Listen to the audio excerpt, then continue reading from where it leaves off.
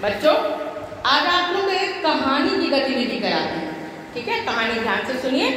एक राजा था, उसके पास बहुत से घोड़े थे, पर राजा को बस 9 तक की संख्या आती थी।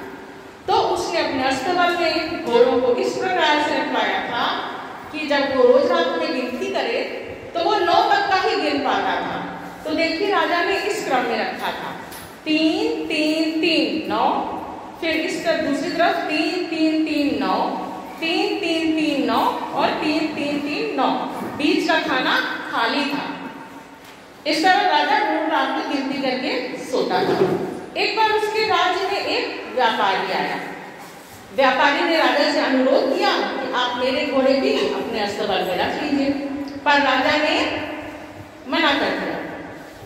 तब व्यापारी ने अस्तबल की देखभाल करने वाले कर्मचारी से बात की कि आप मेरे घोड़े इसी अस्तबल में रख दीजिए। कर्मचारी ने कहा, यदि राजा को इस बात की जरा भी भनक लगी तो वो बहुत नाराज होंगे। फिर उसने कहा, चलिए एक तरकीब लगाते हैं।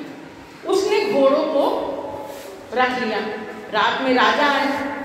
अब घोड़े इस क्रम में दिख रहे थे। राजा ने फिर गिनती की 2 5 2 9, 2 5 2 9, 2 5 2 9 और 2 5 2 9।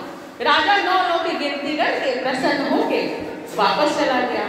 परंतु देखिए, यहाँ कहाँ दिमाग लगा है। यदि हम कुल संख्या जोड़े तो देखिए, ये कुल संख्या कितनी हुई घोड़ों की? 24। वेरी गुड, लिख दीजिए। पहले राजा के पास 24 घोड़े थे।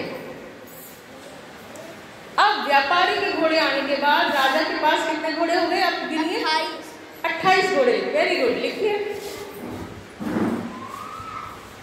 और देखिए, कितनी सूझबूझ से, कितनी समझदारी से उस कर्मचारी ने व्यापारी के घोड़े अपने अस्तबल में रख भी लिए और इस क्रम में रखा कि राजा को जरा भी भनक नहीं हुई। तो उसने कितनी समझदारी की कड़ी लगाई ना बच्चों। चलिए ताली बजाइए। मजेदार कहानी थी ना।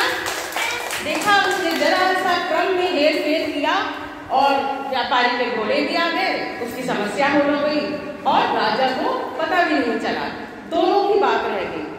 थैंक यू बेटा।